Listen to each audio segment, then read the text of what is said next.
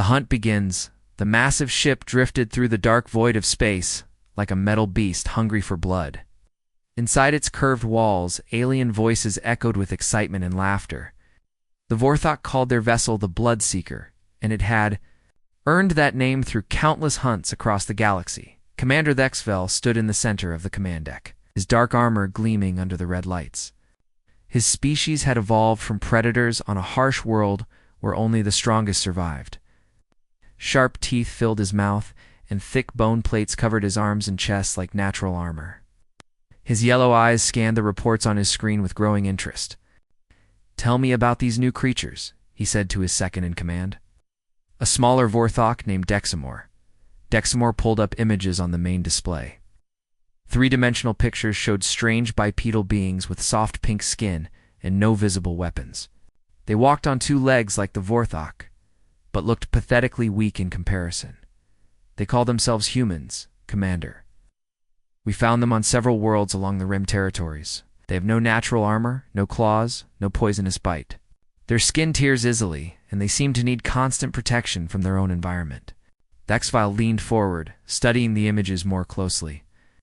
The humans wore artificial coverings over their bodies and used tools for everything. They could not even eat raw meat without cooking it first. Their young took years to mature, unlike Vorthok children who could hunt within months of birth. "How do they survive?" he asked with genuine curiosity. "They build things, Commander. Shelters, weapons, machines.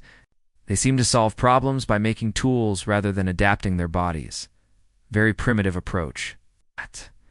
The command deck filled with the sound of Vorthok laughter. Other officers gathered around to see the images of these weak creatures. They pointed at the humans and made jokes about how quickly the hunt would end. "Perfect," Dexvel said with a grin that showed all his sharp teeth. "The nobles have been complaining that our last few hunts were too easy. They want more entertainment for their credits. These humans look like they might run and hide for a while before we catch them." In the ship's luxury quarters, the Vorthok nobility prepared for their favorite sport. They had paid enormous sums to join this hunt, and they expected a good show. Lord Kethfer adjusted his ceremonial hunting armor, while his servants brought him his favorite weapons. He had killed creatures from 40 different worlds, and each trophy hung on the walls of his private chambers. "I hope these humans are more interesting than the last batch," he said to his companion, Lady Zathera. "Those blue-skinned creatures from Kepler barely lasted 2 hours. The Hunt Master promises something special this time," she replied, checking her energy rifle. "Apparently these humans are clever enough to use basic tools. Should make the chase more amusing." Below them, in the ship's holding cells, 3 humans sat in separate cages. They had been captured during routine raids on human colonies and transported across space to become entertainment for alien hunters. The conditions in the cells were harsh, with barely enough food and water to keep them alive. Ji-Woo pressed his face against the energy barrier that held him prisoner. He was a mining engineer from the outer colonies, captured while inspecting a new excavation site. His hands were calloused from years of working with heavy machinery, and his mind constantly analyzed the ship's structure around him. Even in captivity, he studied the way the walls were built and how the systems worked. In the next cell, Taman sat quietly with his eyes closed. He had been a cargo pilot before his capture, flying supply runs between distant worlds. His body was lean and strong from years of handling heavy cargo, but more importantly, his mind held detailed knowledge of navigation, weather patterns, and survival techniques. He listened to the ship's engines and tried to understand where they were going. The third prisoner was Hyjin, a medical researcher who had been studying alien diseases when the Vorthok raiders found her laboratory. She was smaller than the 2 men, but her eyes held sharp intelligence. She had spent years learning how different species' bodies worked, and she observed everything about their captors with scientific curiosity. The 3 humans had barely spoken to each other during their imprisonment. They came from different worlds and had never met before being thrown together in this nightmare. But they all shared the same desperate desire to survive and return home. "Attention, prisoners," a mechanical voice announced through the ships. "Speakers, you will be transferred to the hunting preserve in 1 hour. Prepare yourselves." Jiwoo stood up and looked at his fellow captives. Do either of you know what a hunting preserve is? Taman opened his eyes and nodded grimly. I've heard stories. Some alien species capture others for sport. They release them on dangerous worlds and then hunt them for entertainment. Hyjin moved closer to the barrier between their cells. We need to work together if we want to survive this. I'm a doctor. I know about biology and medicine. What can you two do? I'm an engineer, Giwoo said.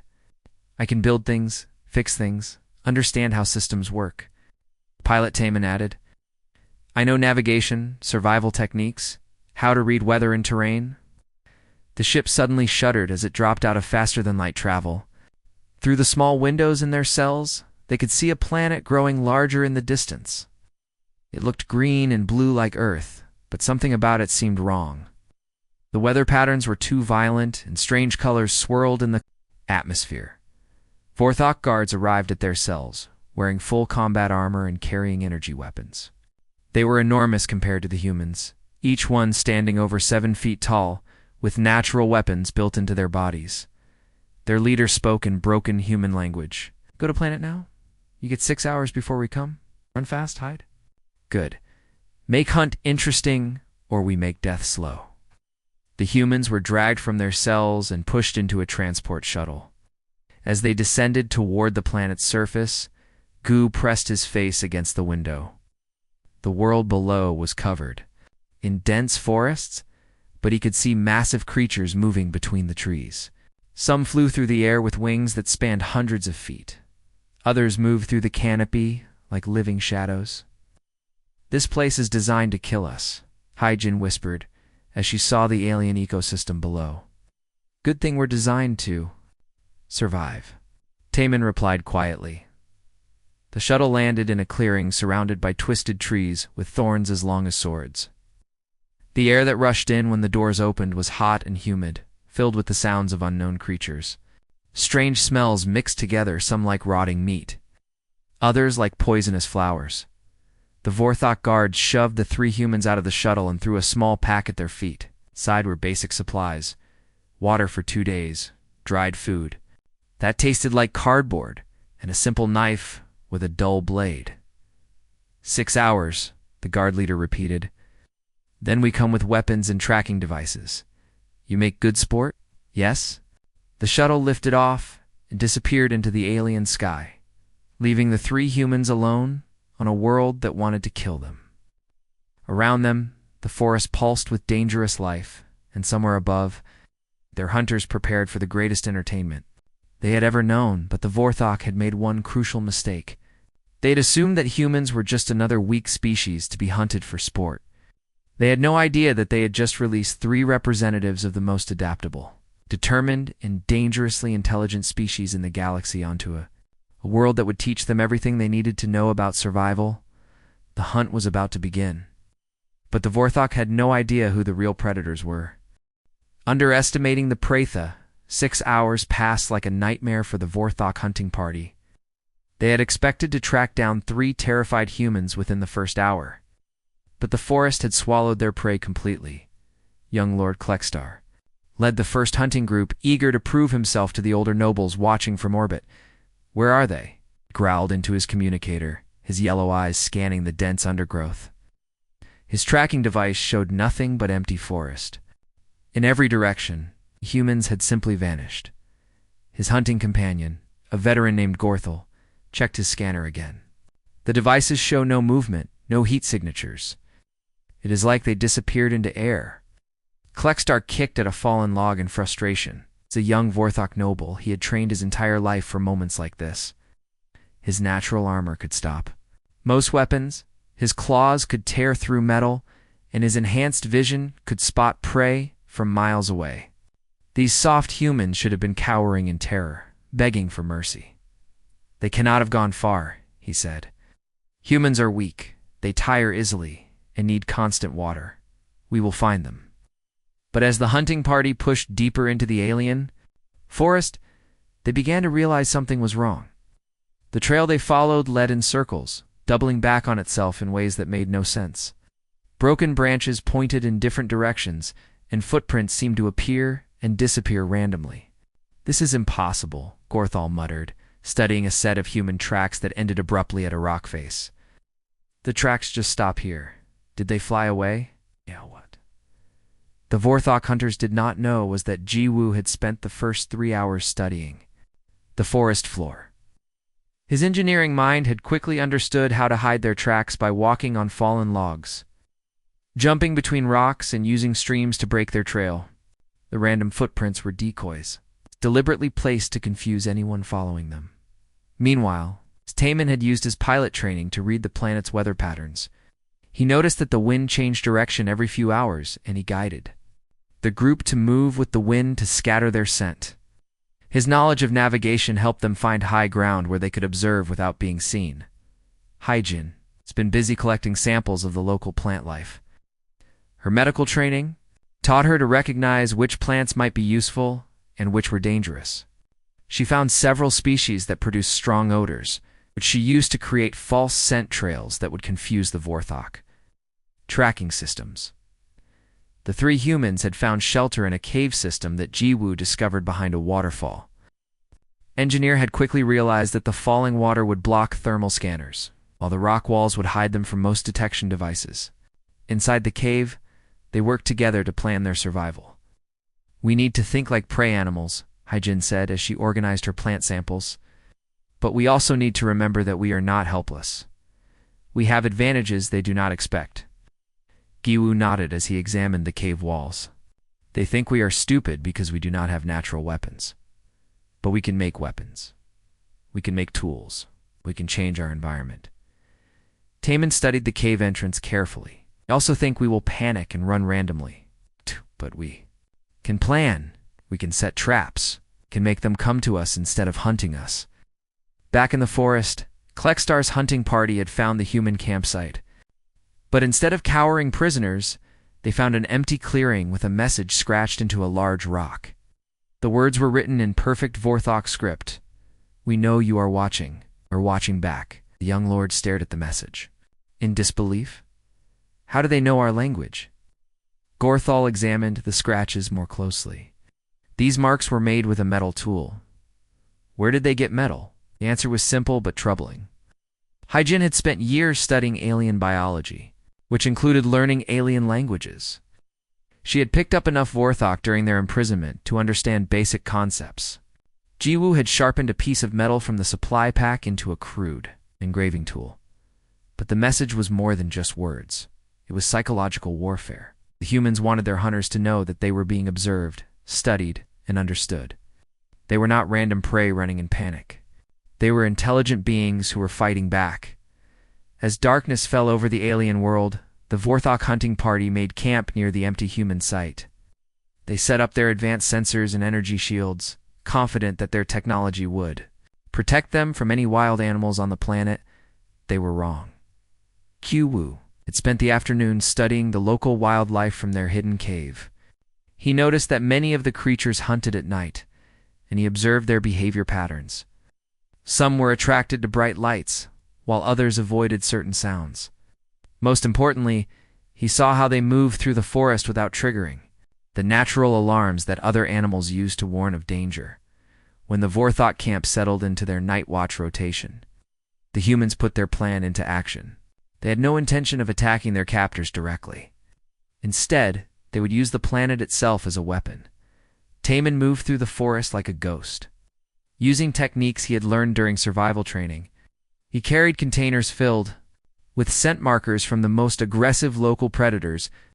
By carefully placing these scents around the Vorthok camp, he created an invisible barrier that would attract the planet's most dangerous hunters. Haijin had prepared a mixture of plant extracts that would mask human scent while amplifying the smell of Vorthok blood. She had discovered that several local species were naturally aggressive toward anything that smelled like the hunters. Alien biology. Jiwoo positioned himself where he could observe the camp and signal the others if anything went wrong. He had also prepared several simple noisemakers from hollow plant stems and stones, which could mimic the territorial calls of local predators. The attack came just after midnight. A pack of six-legged creatures with razor-sharp claws burst into the Vorthok camp, drawn by the scent trails that Taman had laid. The aliens' energy shields activated automatically, but the creatures were too fast and too many. Gorthel managed to kill 3 of the beasts with his energy rifle, but not before one of them had torn through his armor and left deep gashes across his chest.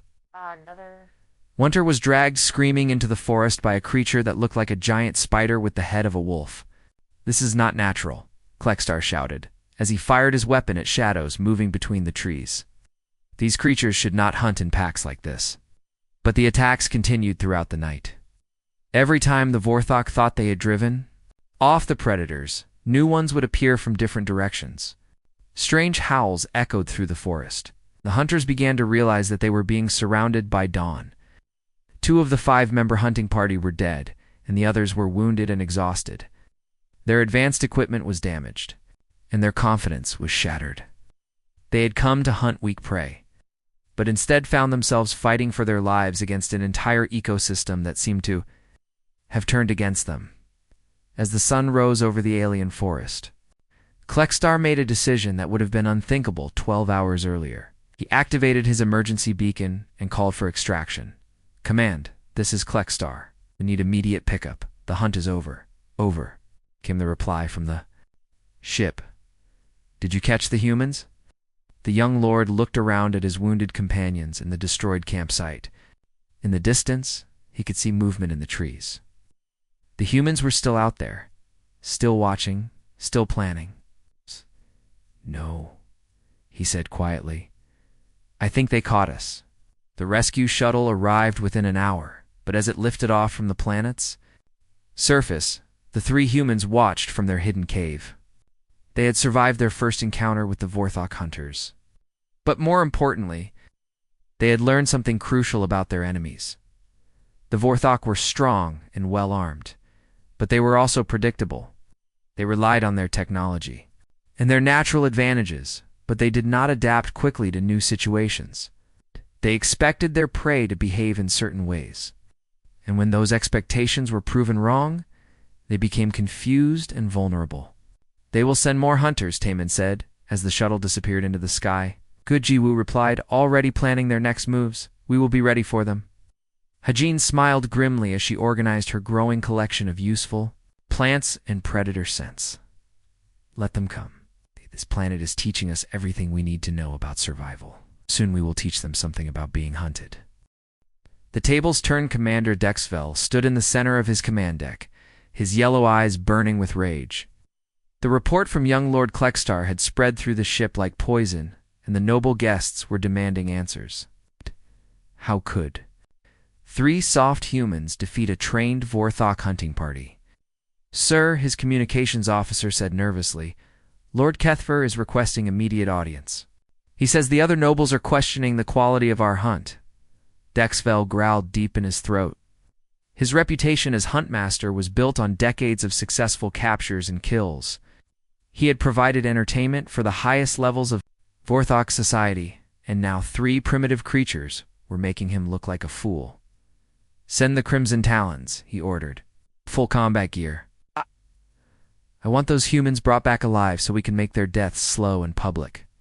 The Crimson Talons were the ship's elite guard, warriors who had trained since childhood for the most dangerous missions. Their leader, Captain Vextel, had killed enemies on 50 different worlds. His team of 12 soldiers carried the most advanced weapons and armor that Vorthok technology could produce. "Make no mistake," Dexvel told them as they prepared to depart. "These are not ordinary prey. They have some kind of cunning that allowed them to surprise our hunters. Do not underestimate them." Vextel laughed, a sound like grinding metal. "Commander, with respect, they are still just humans. Soft skin, weak bones, no natural weapons. My team could kill 100 of them without breaking armor." As the Crimson Talons descended to the planet's surface, they had no idea that the 3 humans had spent the past 2 days transforming their section of forests into a fortress of death. The lessons learned from the first encounter had been studied, analyzed, improved upon. Jiwoo had become a master of the planet's resources. Using his engineering knowledge, He had created a network of traps that would make any military engineer proud. Pitfalls covered with local vegetation hid sharpened stakes made from the hardest wood he could find. Tripwires connected to falling logs created crushing traps that could break alien bones. Most cleverly, he had learned to redirect small streams. To create muddy areas that would slow down heavy armored enemies, Min had mapped every cave, every tree, every rock formation within a 5-mile radius of their base. His pilot training had taught him to think in 3 dimensions, and he had planned escape routes and ambush points that took advantage of the planet's difficult terrain. He knew exactly where the ground was solid and where it would collapse under. The weight of armored Vorthok soldiers. Jin had become a master of biological warfare. Her medical knowledge had allowed her to understand the Vorthok physiology from observing their fallen enemies. She had discovered that despite their armor-like skin, they had several vulnerable points where toxins could enter their bloodstream. She had also learned to create medicines from local plants that would help the humans heal faster and stay alert longer. The 3 humans had also learned to work as a perfect team. They communicated with simple hand signals, moved through the forest without sound, and supported each other's strengths while covering each other's weaknesses. They had become something the Vorthok had never encountered before. Intelligent prey that fought back. Captain Vextel and his Crimson Talons landed at the same clearing where the first hunting party had made their camp. The area showed signs of the previous night's battle, with scorch marks from energy weapons and claw marks from the local predators. But the elite soldiers were not impressed. Spread out in combat formation, Vexel ordered. Use full sensor sweeps. These humans cannot hide from our technology. The Crimson Talons moved through the forest like a well-oiled machine. Their advanced scanners could detect heat signatures through solid rock and their communication systems kept them in constant contact with each other. They were confident that they would locate the humans within an hour, but the humans had learned from watching the first hunting party. They knew about the thermal scanners, so they had built shelters that blocked heat signatures using the planet's cold underground streams. They understood the communication frequencies, so they had created interference using simple electronics salvaged from their original supply pack. The first trap was triggered when the lead scout stepped on what appeared to be solid ground. The earth collapsed beneath him, and he fell 15 feet onto sharpened stakes that punched through the joints in his armor. His death scream echoed through the forest before cutting off abruptly. "Contact!" Vextel shouted. "Defensive positions. Scan for enemy location." But the humans were not where the scanners expected them to be. Gi Wu had learned to use the planet's natural metal deposits to create false readings on the Vorthok sensors. While the soldiers focused on empty caves that showed heat signatures, the real threat moved through the trees above them. Min had spent hours learning to climb like the local tree-dwelling creatures. He moved through the canopy without making a sound, carrying containers of Hyjin's toxins. As the Vorthok soldiers focused on ground-level threats, he struck from above. The first soldier to die from poison never knew what hit him. A dart made from sharpened bone and coated with concentrated plant toxins struck him in the neck, right where his helmet met his body armor. The poison worked fast, shutting down his nervous system within seconds.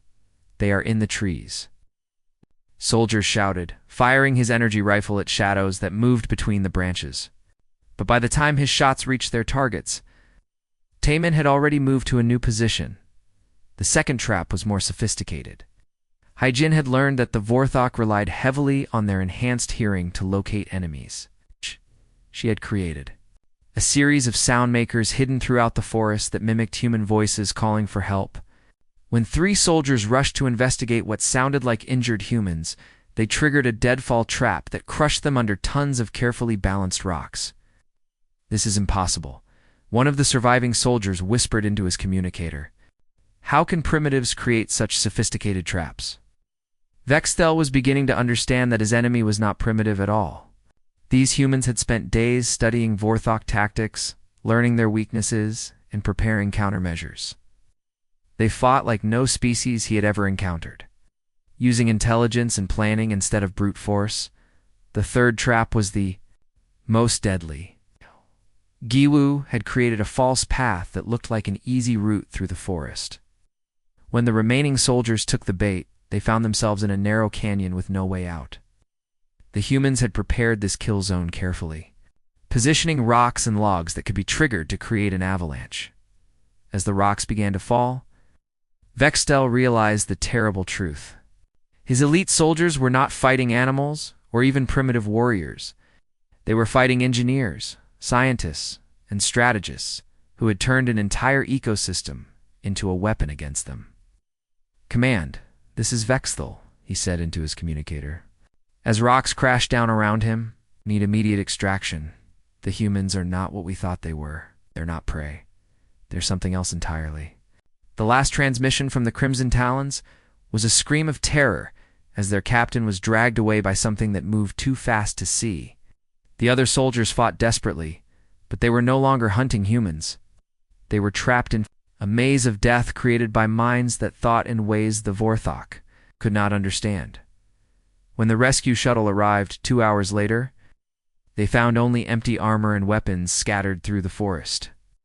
The 12 elite soldiers of the Crimson Talons had simply vanished, leaving behind only evidence of a battle that had been fought on the humans' terms, in their cave hideout.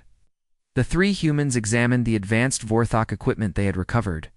Giwu studied the energy weapons with fascination, already understanding how they worked. Wadim tested the communication devices, learning the enemy's frequencies and codes.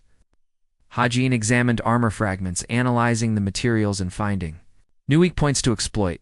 "They will send more," Hajin said as she organized their growing collection of alien technology. "Let them come," Jiwoo replied, already planning improvements to their defensive systems. "Each group they send teaches us more about how to fight." Them Taemin looked out at the forest where they had claimed their victory. "I think we are past the point of just surviving. Now we are learning to win." On the ship above, Commander Dexville stared at the empty screens that had once shown life signs from his best soldiers. For the first time in his career as a hunt master, he felt something he had never experienced before: fear.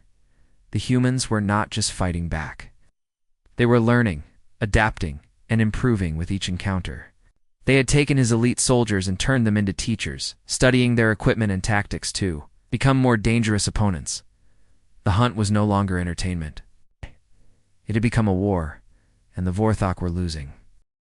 The silence on the command deck of the Bloodseeker was broken only by the nervous breathing of junior officers. Commander Dexville stared at the dead screens that had once shown the life signs of his Crimson Talons. 12 of his best warriors had vanished without even wounding a single human. Lord Kethfer stormed onto the bridge, his ceremonial armor clanking with each angry step. Behind him followed the other noble guests, their faces showing a mixture of fear and rage that Dexville had never seen before. "Explain this failure," Kethfer demanded, pointing at the empty tactical display. "We paid enormous sums for entertainment, not to watch your soldiers disappear like mist." Dexville felt his pride burning like acid in his chest. His family had been hunt masters for 7 generations. No prey had ever made him look weak in front of the nobility. These 3 humans were destroying everything he had built. "The situation is under control," he lied through clenched teeth. "I will handle this personally." You Lady Zathera laughed coldly. "You could not handle 3 soft creatures with your best soldiers. What makes you think you can succeed alone?" "Because I will not hunt them," Dexville said, his voice growing dangerous. "I will destroy them. No more games, no more sport. I will take a full military assault team and burn that forest to ash." An hour later, 50 Vorthok soldiers prepared for deployment. They carried heavy weapons designed for ship-to-ship combat, explosives that could level buildings, and orbital communication devices that would allow the ship to provide fire support from space. This was no longer a hunt. It was an extermination mission. Vexville himself wore the most advanced combat armor. In the Vorthok fleet, its personal shield generator could stop anything short of a direct hit from a warship cannon. His weapon was a plasma rifle that could melt through 3 feet of solid steel. He was determined to end this embarrassment with overwhelming force. Remember, he told his soldiers as they boarded the assault shuttles, "These creatures are dangerous. Do not try to capture them alive. Kill anything that moves in that forest. But the three humans had spent their time wisely.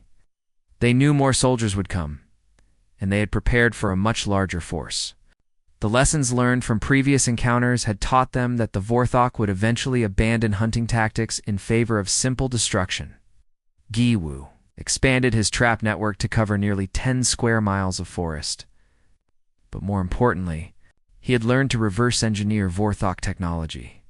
Using components salvaged from fallen soldiers, he had built devices that could interfere with their communication systems and disrupt their targeting computers. Tay-Min had discovered something crucial about the planet's geology.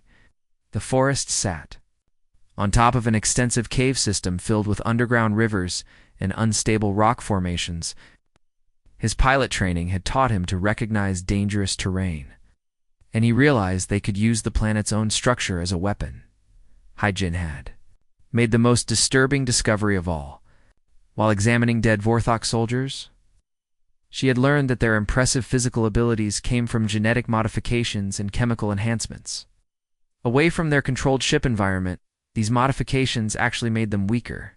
Their enhanced muscles required specific nutrients that were not available on the planet, and their improved senses became liabilities in an environment they had not evolved to handle. When the assault force landed, they came like a storm of fire and metal. 50 soldiers spread across the forest in a coordinated attack pattern, their heavy weapons turning trees into splinters and rocks into dust. They had orders to destroy everything and leave nothing alive. But the humans were no longer in the forest.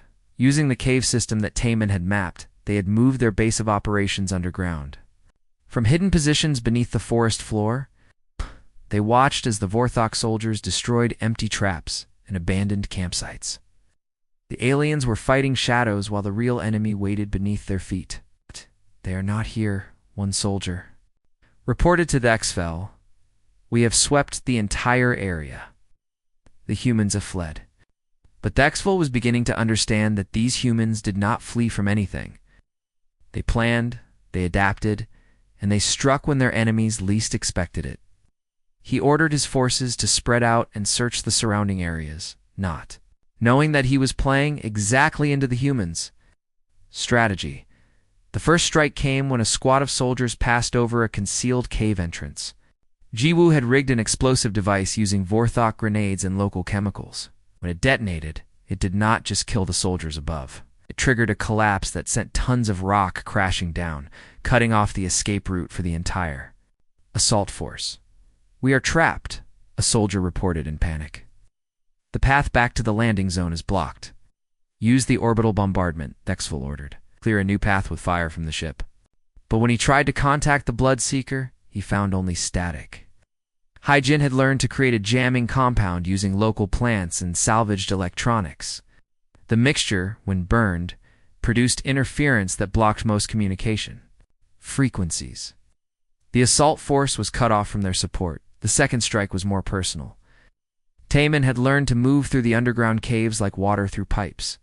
He emerged behind enemy lines and used captured Vorthok weapons to attack the soldiers from unexpected angles. But he did not try to fight them directly. Instead, he destroyed their equipment and disappeared before they could respond. One by one, the soldiers found their weapons failing, their armor systems shutting down, and their sensors showing false readings. The humans had learned enough about Vorthok technology to sabotage it from within. What had once been advantages became useless weight that slowed the aliens down. "This is impossible," the HFY roared as his own weapon suddenly stopped working. "Primitives cannot understand our technology well enough to disable it."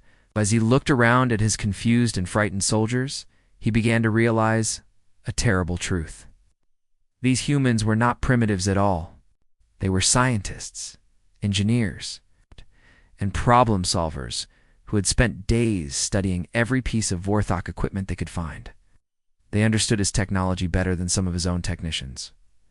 The third strike was the most devastating.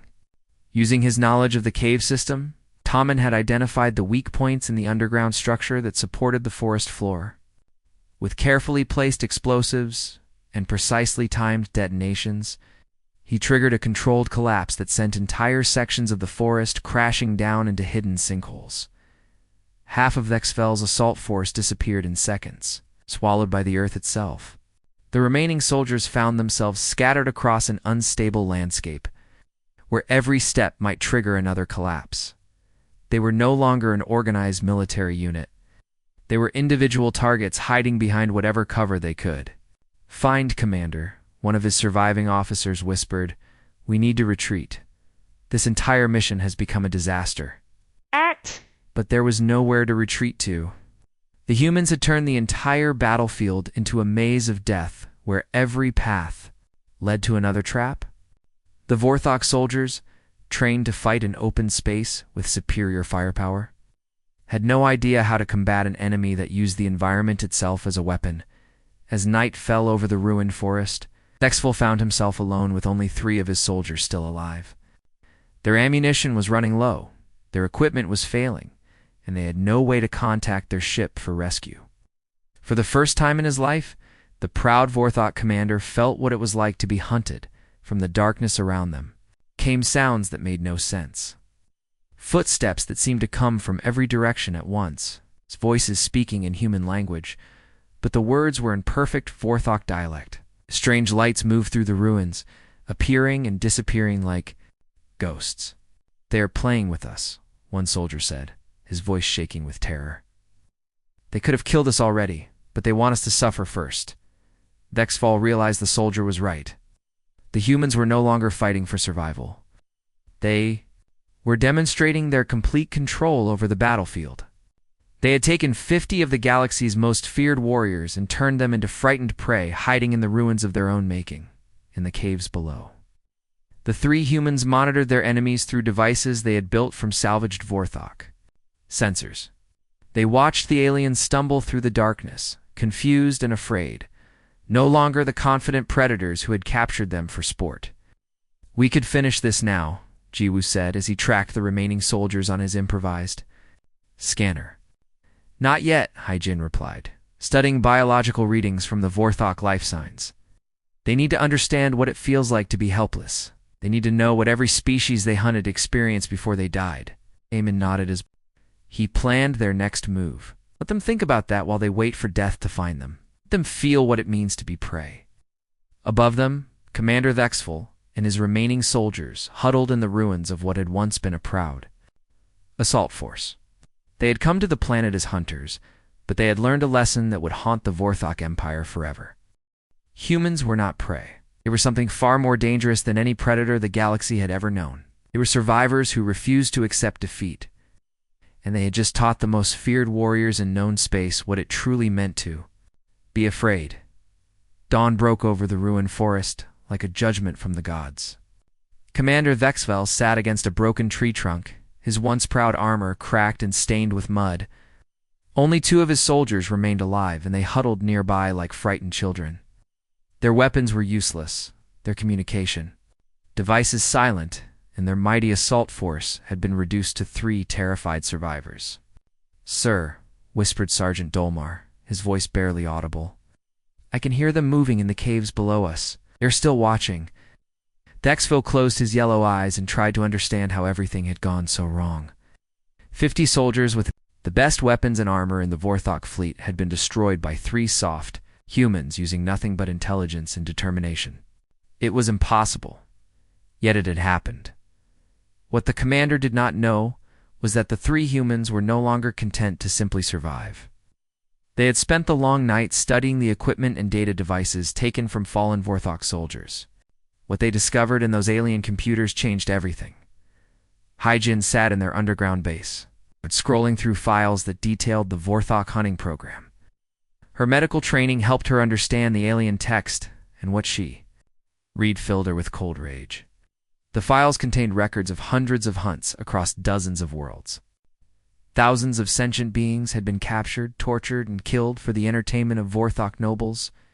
"Look at this," she said to her companions, pointing at images on the stolen datapad. Species after species, all hunted to extinction for sport. Entire civilizations wiped out because the Vorthok thought it would be amusing. Giwu studied the technical specifications of the Vorthok ship systems. Dung, his engineering mind, quickly understood how their technology worked, but more importantly, he saw its weaknesses. The aliens relied heavily on automated systems and computer controls. Everything was connected through networks that could be accessed if you knew the right codes. Their ship is vulnerable, he said, highlighting sections of the technical manual. All their systems run through central computers. If we could get aboard and access their main network, we could take control of everything. Taman examined star charts and navigation data from the captured devices. His pilot training helped him understand the scope of the Vorthok operation. This was not just one ship hunting for sport. It was part of a massive empire that considered other species nothing more than entertainment. "We need to do more than just survive," he said quietly. "We need to make sure they never do this to anyone else again." The three humans looked at each other with understanding. They'd been captured as victims, but they had evolved into something the Vorthok Empire had never encountered before. They were no longer fighting just for their own lives. They were fighting for justice for every species that had suffered under Vorthok cruelty. Their plan was audacious, beyond belief. Using Taman's piloting skills, GUH's engineering knowledge, Nahijin's understanding of alien biology, they would infiltrate the Bloodseeker itself. They would take the fight directly to their captors and turn the Hunter's own ship against them. But first, he needed to deal with the survivors on the planet's surface. Commander Dexville heard the sound of approaching footsteps and reached for his weapon, only to remember it had stopped working hours ago. Through the morning mist, three figures emerged from the forest ruins. They moved with confidence and purpose, no longer the frightened prey he had expected to hunt. Jiwoo carried a Vorthok energy rifle that he had repaired and modified. Taman held a communication device that crackled with intercepted transmissions from the ship above.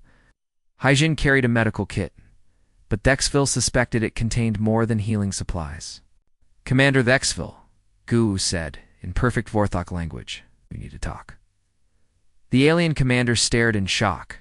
Not only were the humans speaking his language fluently, but they knew his name and rank. They had clearly learned far more during their imprisonment than anyone had realized. "You are going to help us," Haijin continued, her voice calm but carrying an undertone of absolute authority. "You are going to contact your ship and tell them you need immediate extraction for yourself and your wounded soldiers." "Why would I help you?" Dexville asked, though his voice lacked any real defiance. Taman activated the communication device and played a recording of the commander's own voice, calling for help during the previous night's battle. "Because if you do not, we will broadcast this recording to every Vorthok frequency we can reach. Your empire will know that their greatest huntmaster was defeated by 3 humans and left begging for rescue."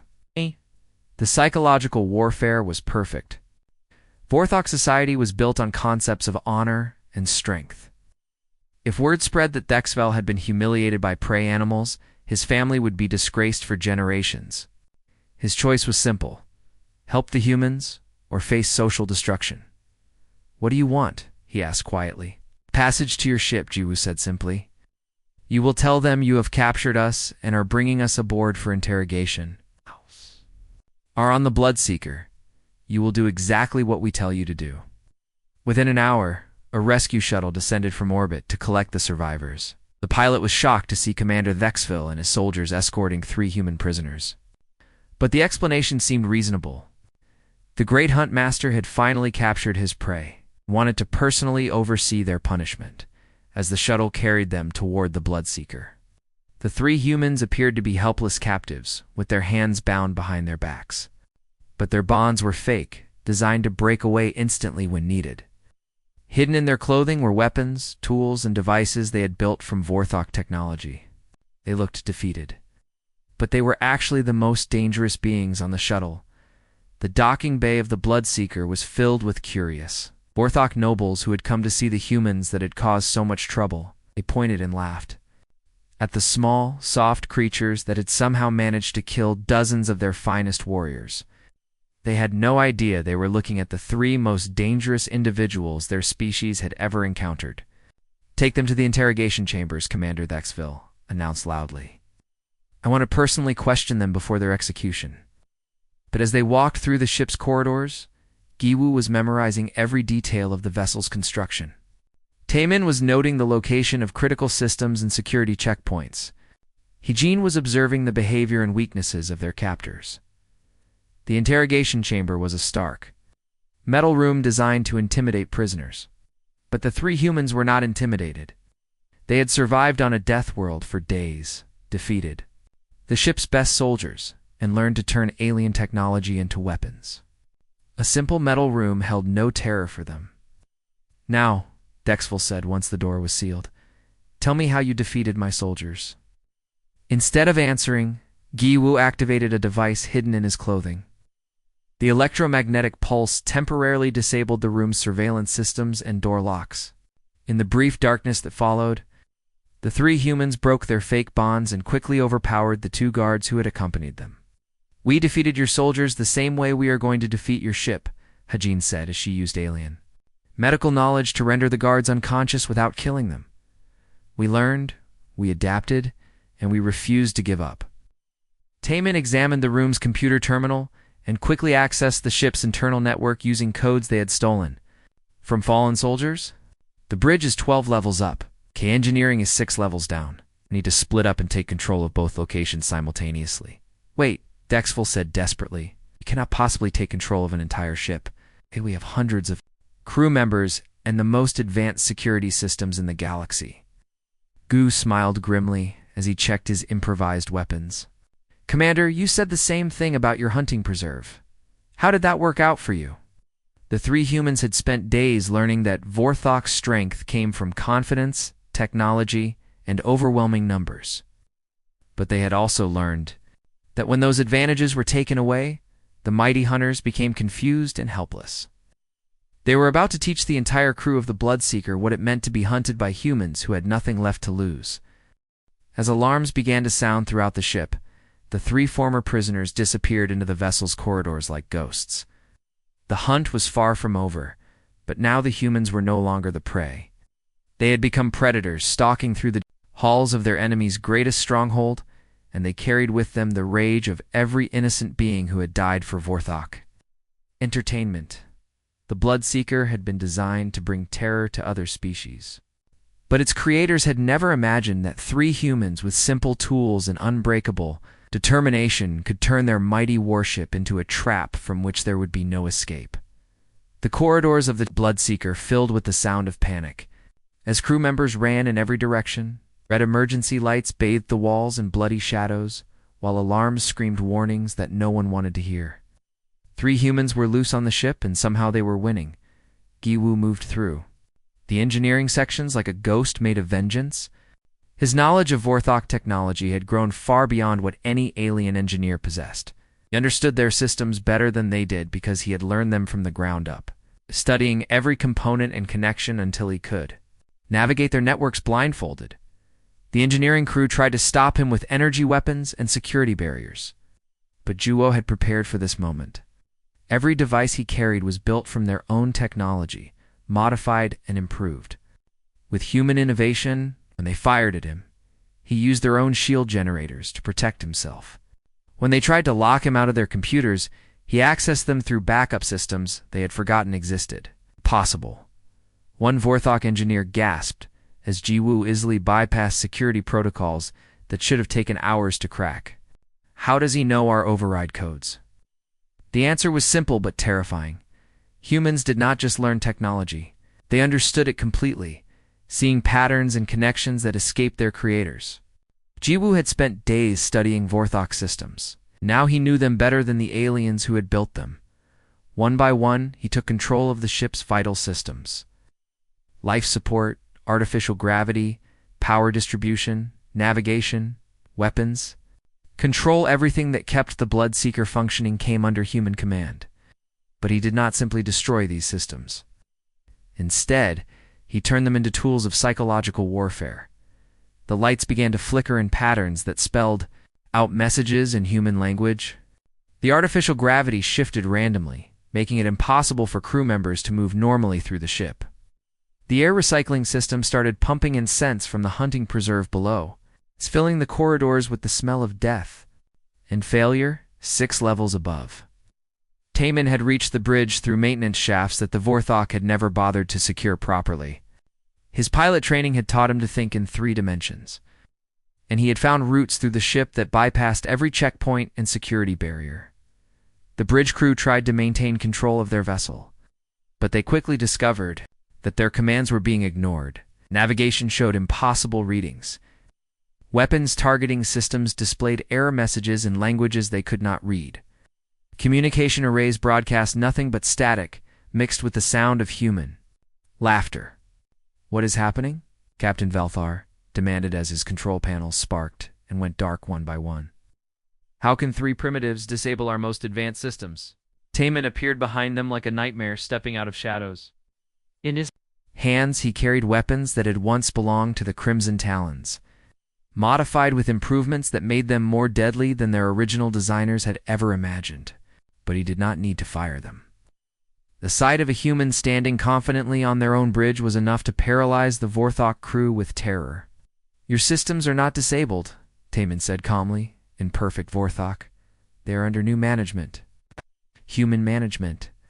Meanwhile, Hyjin moved through the ship's medical and detention areas with a purpose that chilled everyone who saw her. She was not there to kill. She was there to heal. But her definition of healing had evolved during their ordeal on the hunting. Preserve in the medical bay, she found records of every species the Vorthok had captured and tortured. Files detailed the suffering of thousands of innocent beings who had died for alien entertainment. But she also found something else: biological samples and genetic data from every species.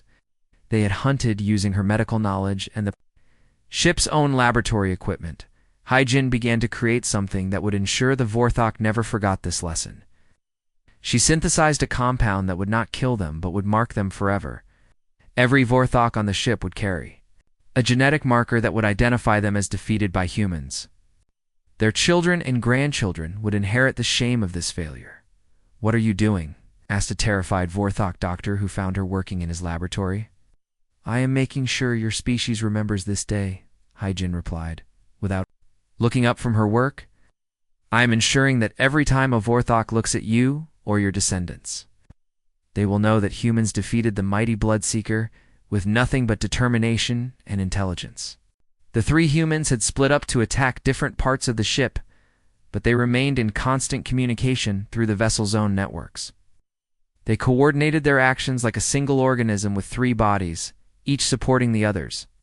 While pursuing their individual objectives, as panic spread through the ship, the Vorthok nobles who had paid for this hunt began to understand the magnitude of their mistake. These were not primitive creatures to be hunted for sport. They were representatives of a species that could adapt to any situation, learn from any challenge, and turn any disadvantage into a weapon. Lord Kethver tried to escape in his personal shuttle, but found that the docking bay doors would not respond to his commands.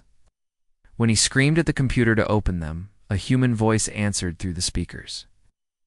"Lord Kethver," Giwu said from the engineering section, "you wanted to hunt humans for entertainment. Now you get to experience what it feels like to be trapped with no way out." The noble pounded his fists against the sealed doors, but they remained closed. Around him, other Vorthok aristocrats huddled together like frightened animals, their confidence shattered by the realization that they had become the prey. On the bridge, Taman had taken control of the ship's communication systems. He began broadcasting a message that would reach every Vorthok vessel within range, every colony world, every military outpost in their empire. "This is the human vessel Bloodseeker," he announced, deliberately using their ship's name to drive home the point. "We are the 3 humans you captured for sport. We are the prey that became predators. We are the lesson you will never forget."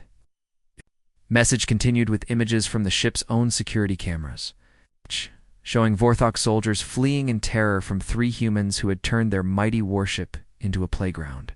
The footage showed Jiwoo casually walking through engineering while systems failed around him.